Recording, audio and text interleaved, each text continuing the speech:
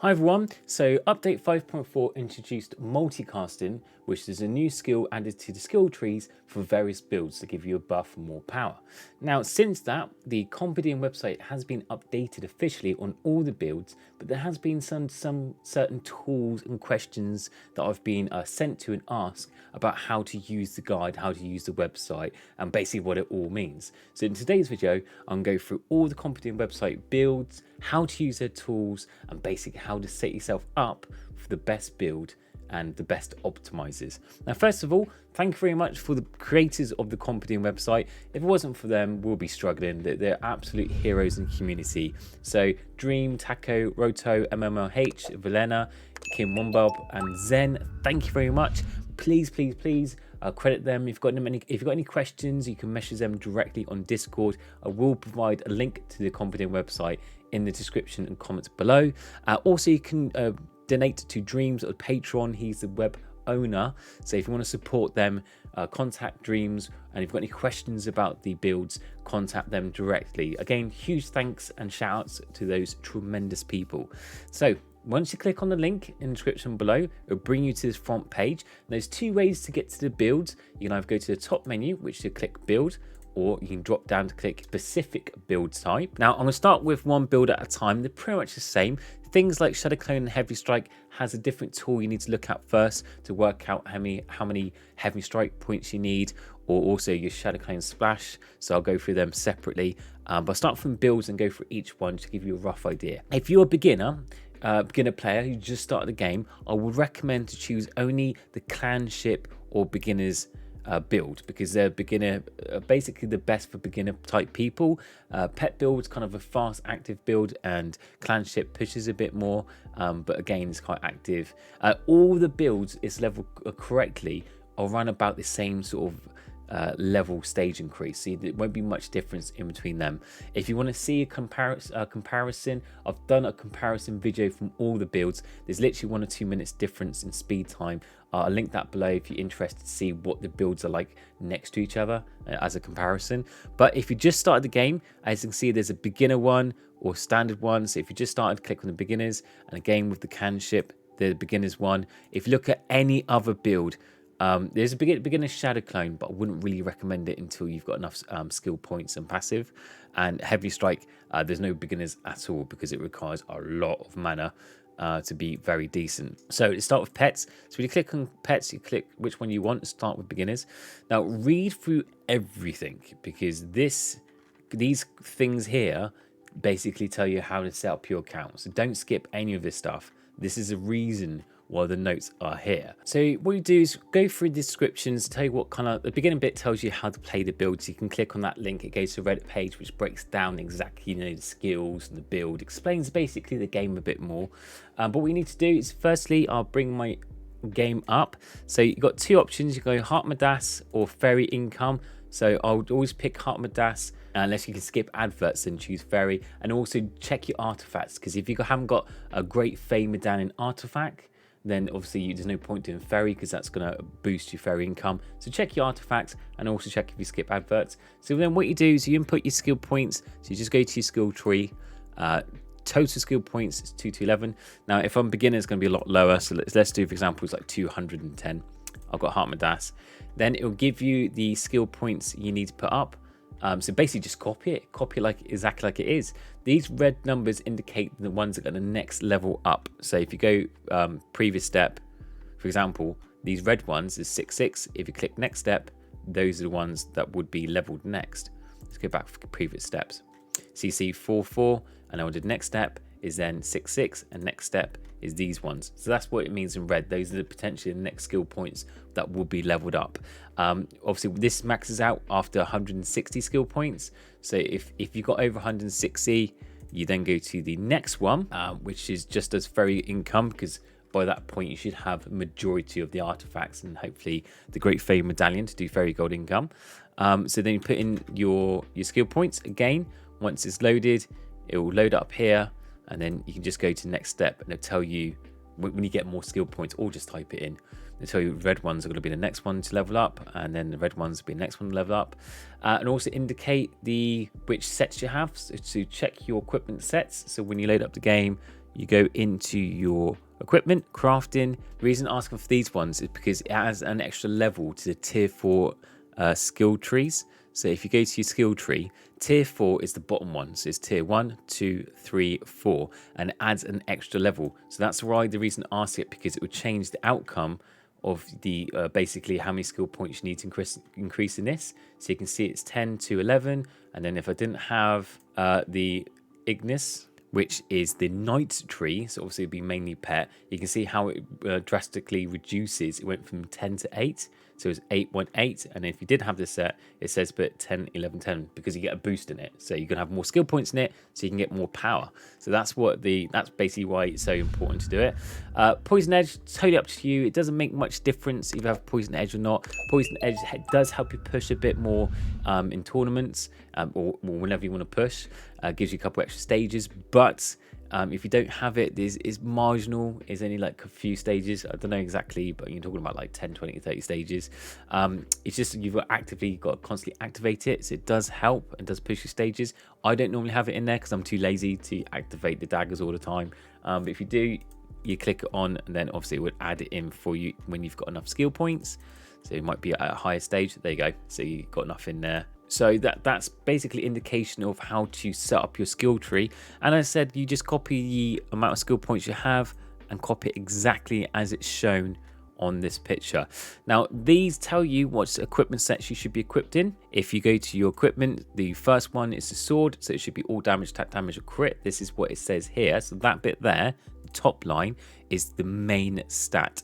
So it should be crit. The second line is the bonus stat, so it should be this one. So it says ideally for your sword, which is the first point, so it's doing an order: sword, helmet, chest, aura, and slash. That's what these are. So sword, helmet, chest, aura, slash. So this one, all damage, should be either all damage, and with the all damage, say for example, if I equip this, that's all damage. It should have fire sword, deadly strike, and war cry.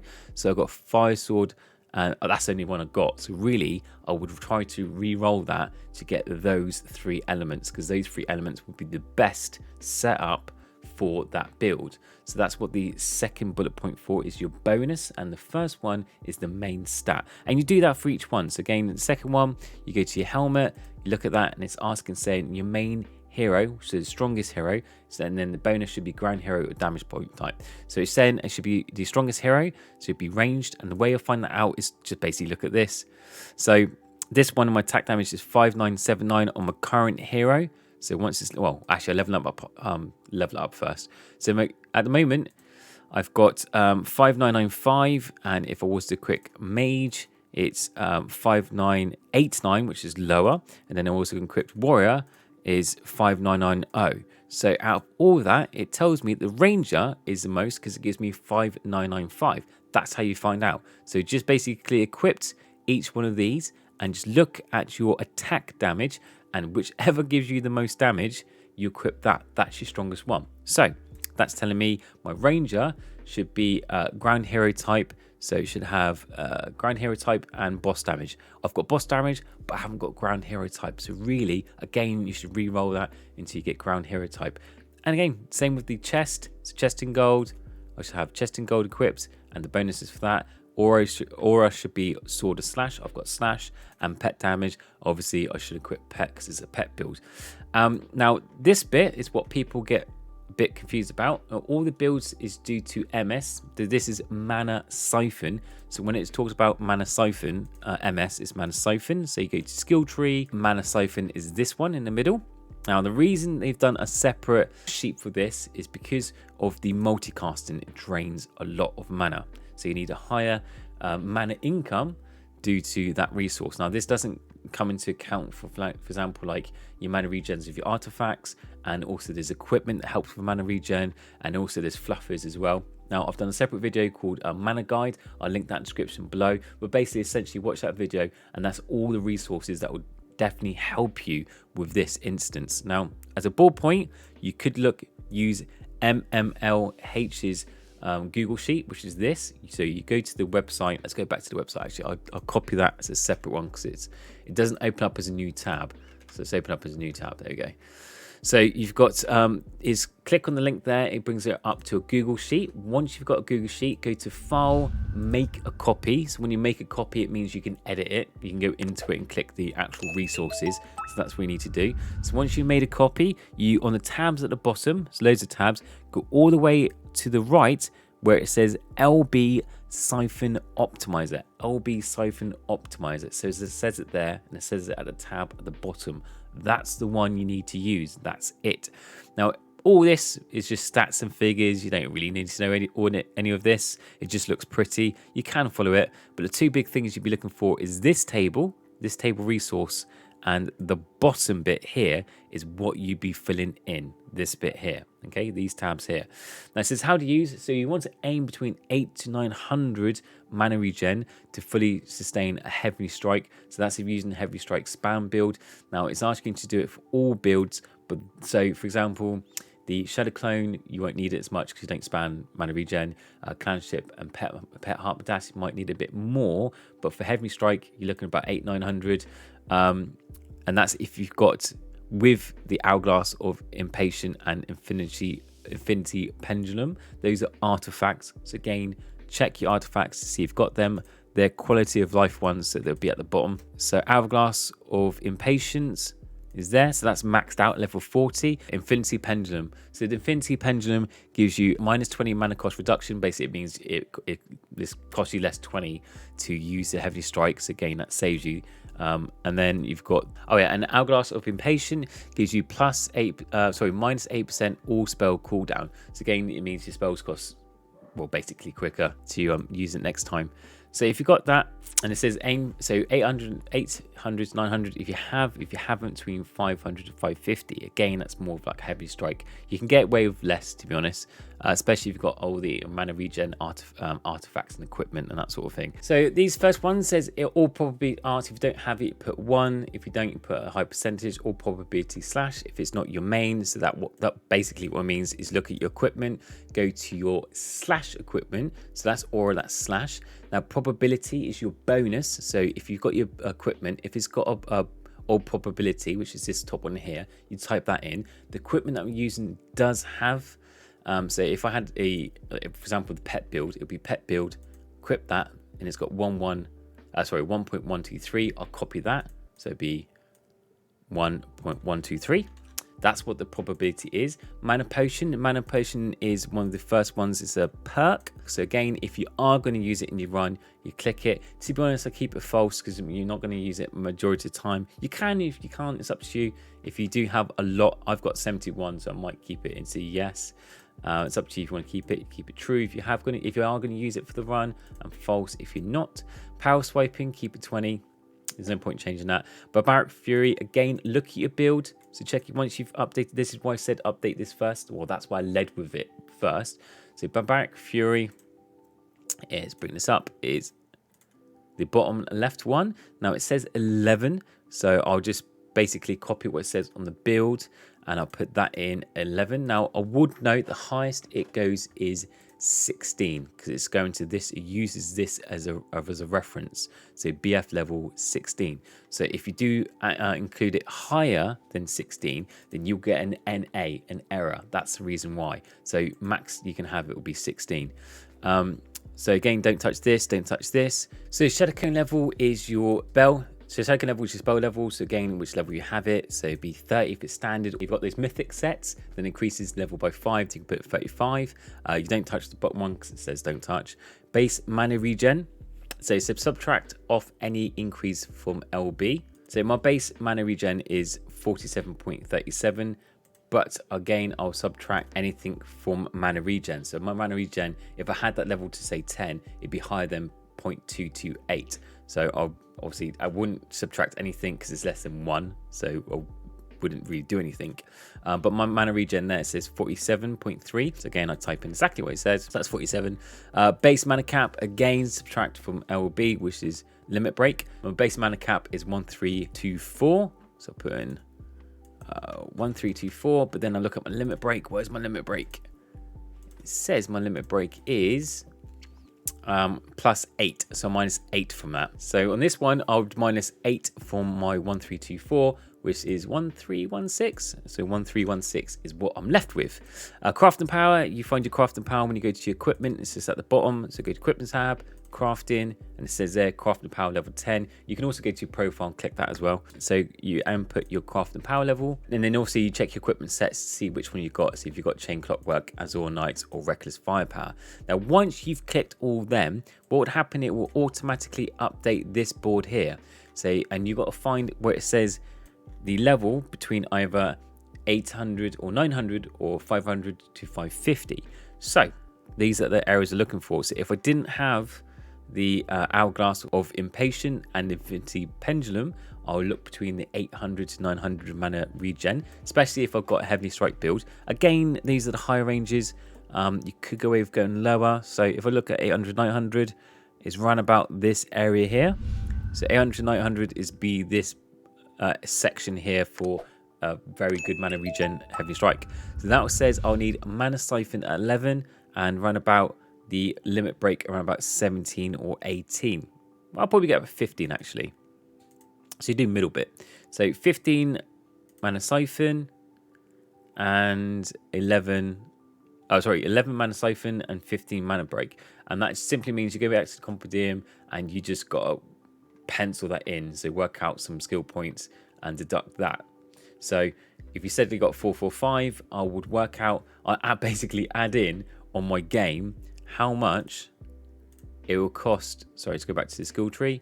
Soulrise, yep, so how much it costs to unlock that, and then how much it costs to add these in. And once I figure that out, I deduct that from my total amount of skill points from this. So for example, if it cost me like an extra 60 or 70 skill points, I deduct that from there, and that'll give you it readjusts the rest of the skill points to the lower amount, so you'll be able to input the Mana Siphon and Limit Break. So at the moment, this is the skill tree as basic without the adjustments of Limit Break and Mana Siphon. But once you've figured out at what level you need it at by using this table here, so as I said, between the 8 to 900 mark here, or the lower one, which was the 4 to 500, so it could be around about here. So again, you can either have it like Mana Siphon at 11 or Mana Siphon at 8, depending if you've got the artifacts, or you can have your Limit Break round about between 12 and 15. So either those ones, so between 12 and 15 without the equipment, and between 8 and 12 with Mana Siphon with the equipment and without. So that's the kind of areas we're looking for. As I said, you basically check out your game, add them in, see how much it will cost to add them in, rejig the skill tree, skill optimizer, and that's how you do it. Alternatively, what I would do without faffing all that about is that you can have it at, as it suggests, you can have your Mana Siphon at levels 7, 12 and 16. So personally, instead of spending ages working it out, readjusting your skill tree, taking away skill points so you can fit it in and added it back in, going backwards and forwards and fiddling around with all this skill tree, I would simply just do my Mana Siphon at level 7, leaving about 30 to 40 skill points behind. You probably don't even need that much. You probably only need like 30 skill points. So I'll do it at level 7, do a run, see how well your mana is. If you run out of mana within the halfway through the run, then level it up to level 12. Do another run again. If you do make it, but then you find out as a push you run out of mana, then upgrade it to level 16. Simple. So I'll do the lower one, level 7. Do one run, see how well you fare. If if it's a cantrip or pet build, chances are Mana Siphon at level 7. Fantastic, it probably works absolutely fine, especially if you do mana management, which basically means keeping your spells at level 1, and then when it runs out, activating a new spell, and that gives you more mana, and then you go to the next one to start slowing down and then activating your next spell. So basically unlocking one spell at a time, and then doing it that method, that helps you last a bit longer. Again, if you've got Heavy Strike build, you can keep Heavy Strike at level 1, and then you go halfway through you can keep spamming it, and then when you go halfway through your run, you then level it up higher, and that again helps you save your mana. So there's different ways. Again, it's in my mana guide, so watch that video to tell you how to deal with your mana in the best ways possible, and also with mana management. That's explained in that video in much more detailed, linked below.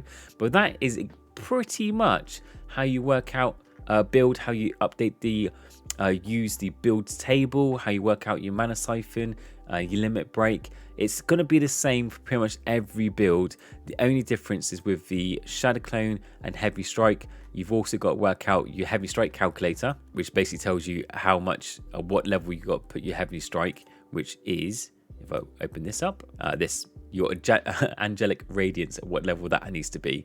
And the way to find that out is, again, it's just simply as it says, fill this in.